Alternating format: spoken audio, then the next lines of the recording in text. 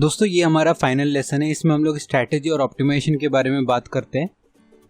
इसका हम लोग कोई डेमो नहीं देखेंगे, बट हम लोग इसी माइंड मैप से समझते हैं कि हम लोगों का वो कौन कौन से बेस्ट प्रैक्टिसेस है, क्या स्ट्रैटेजी है, क्या ऑप्टिमाइजेशन का ट्रिक है जो हम लोगों को मैक्सिमाइज करने में हेल्प करेगा अपने बिजनेस को। सबसे पहला जो स्ट्रैटेजी, सबसे पहला जो ऑप्टिमाइजेशन का ट्रिक है वो ये है कि आप स्प्लिट टेस्टिंग पक्का से करिए। स्प्लिट टेस्टिंग से आपको मालूम पड़ेगा एक्चुअली आपका क्रिएटिव वर्क कर रहा है या नहीं कर रहा है। नॉर्मली क्या होता है, नॉर्मली लोग ये प्लान करते हैं और ये समझते हैं कि उनको अपने बिजनेस के बारे में वो पूरी चीज़ों के बारे में नॉलेज है, उन्होंने ऑलरेडी उसके बारे में रिसर्च कर लिया है, उनको वो सारी चीज़ें मालूम है कि उनको ऑडियंस को कैसे क्रिएटिव्स पसंद है। तो ये जानना बहुत अच्छी बात है, बट साथ ही साथ आपको इसको वेरीफाई करना पड़ेगा। और वो वेरीफाई सिर्फ डेटा ड्रिवन हो सकता है कि जो आप सोच रहे हैं, जो आप कैलकुलेट किए हैं, वो सिर्फ आपका वहम है या फिर वो हकीकत में भी वर्क कर रहा है। तो इसको करने के लिए एटलीस्ट आप यहाँ पे 4 से 5 अलग तरीके के ऐड क्रिएटिव्स, ऐड सेट्स बनाइए, अलग अलग टीम से बनवाइए, ताकि आपको मालूम पड़े कि आपके ऑडियंस के लिए कौन सा वो क्रिएटिव है, कौन सा वो आइडिया है, थीम है जो आपके लिए वर्क कर रहा है। स्प्लिट टेस्टिंग करना बहुत ज़रूरी है। साथ ही साथ आपको स्प्लिट टेस्टिंग करने के लिए एड सेट्स और क्रिएटिव्स डिफरेंट बनाने पड़ेंगे, तो वो आप पक्का से करिए। नेक्स्ट है फेसबुक पिक्सल ऐड करना। फेसबुक पिक्सल ऐड करना बहुत ज़रूरी है।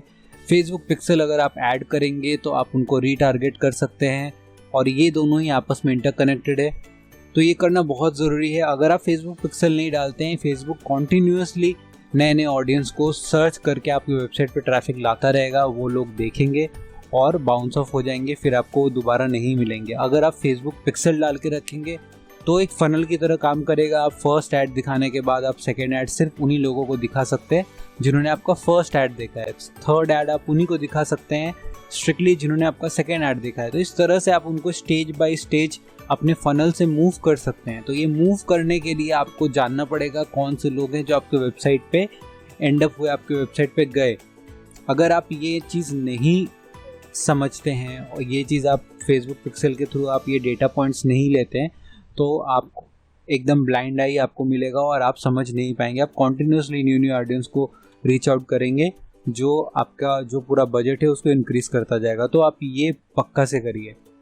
जो हमारा नेक्स्ट पॉइंट है, बहुत लोग ये गलती करते हैं, वो एक ही ऑडियंस सेगमेंट बनाते हैं और उनको आगे रन करते रहते हैं कंसिडर करके कि हमारा सिर्फ एक ही प्रोडक्ट है। आपका एक प्रोडक्ट हो या फिर आपका एक पूरा पोर्टफोलियो हो, ऑडियंस अलग अलग तरह की होती है, सबका अलग अलग पर्सोना होता है, सब लोगों को अलग अलग चीज़ें पसंद आती है। तो आप ये सेगमेंटेशन करने के बाद ही आप ये जज कर सकते हैं कि आपका जो ऑडियंस है उनको क्या चीज़ें पसंद है और आप उसी हिसाब से उनको टारगेट कर सकते हैं। तो ये ऑडियंस सेगमेंटेशन बहुत ज़रूरी है। फ्रीक्वेंसी का बहुत ज़्यादा ध्यान रखिए, क्योंकि फ्रीक्वेंसी का अगर आप ध्यान नहीं रखते हैं तो आपका add multiple time same user को शो हो जाएगा और आपका जो बैलेंस है वो बढ़ता ही रहेगा अगर कॉन्टिन्यूसली वो सेम यूज़र को दिखाता जा रहा है। तो अगर आप फ्रीक्वेंसी सेट करके रखेंगे तो ऐड रेलिवेंट लोगों को दिखेगा, लिमिटेड टाइम के लिए दिखेगा, और अगर वो इंटरेस्टेड नहीं है तो ऐड उनके लिए स्टॉप हो जाएगी।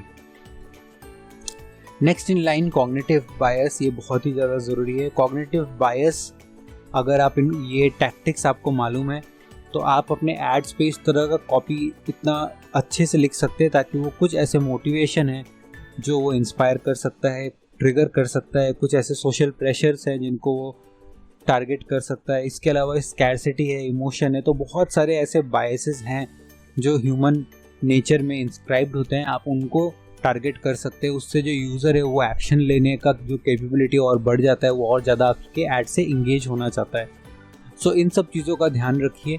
पूरा इन्फॉर्मेशन अगर आप अपने ऐड में दे देते हैं, रिवील कर देते हैं, तो वो वहीं पे पढ़ेंगे और वहीं पे वो बात ख़त्म हो जाएगी। लेकिन अगर आप कॉग्निटिव बायस का जो प्रिंसिपल्स है उसको आप अगर अप्लाई करके रखते हैं तो लोग फोर्स हो जाएंगे आपके लैंडिंग पेज पे जाने के लिए और जानने के लिए। तो इन सब चीज़ों को आपको मेक श्योर करना पड़ेगा कि आप अपने ऐड में अप्लाई करते हैं।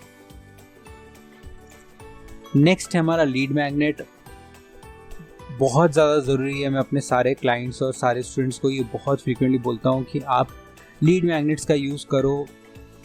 आपको कितना भी अपने प्रोडक्ट पे भरोसा हो, आप समझ लो कि वो आपका बायस नेचर है जो वहाँ पे वो कॉल ले रहा है, बट हो सकता है कि सामने जो आपका ऑडियंस है वो आपके प्रोडक्ट के बारे में अभी उतना नहीं जानता है और आप अभी उनको इंटरेस्ट नहीं करा पा रहे हैं, तो पहले ही से ही अगर फर्स्ट ऐड से ही आप उनको अपना प्रोडक्ट का सेल करने के लिए आप उनको ऐड दिखाने लगोगे मिडिल ऑफ द फनल वाले लोगों को, तो वो वर्क नहीं करेगा। आपको कुछ ना कुछ एक लीड मैग्नेट देके उन लोगों को अपने पेज पे लाना पड़ेगा। उनको कोई एक आप फ्रीली कोई एक चीज़ जो है वो आप ऑफ़र करो, अपना बेस्ट कंटेंट, कोई ब्लॉग पोस्ट, कोई चेकलिस्ट, कोई चीट शीट उनको ऑफ़र करिए, फिर आप उनको अपना एड्स दिखाइए। उस हिसाब से लोगों को ज़्यादा रेलिवेंसी मिलता है, वो आपको जल्दी पहचानने लगते हैं। आपके कंटेंट के ऑलरेडी गो थ्रू करने के बाद उनका जो ट्रस्ट एंड क्रेडिबिलिटी फैक्टर है वो और ज़्यादा बढ़ा रहता है। So don't forget, lead magnet use करना बहुत ज़रूरी है। सेल्स फनल एग्जैक्टली सिमिलर, जैसा मैंने आपको ऊपर बताया, ये यूज़ करना बहुत ज़रूरी है। आप धीरे धीरे अपने स्टेजेस पे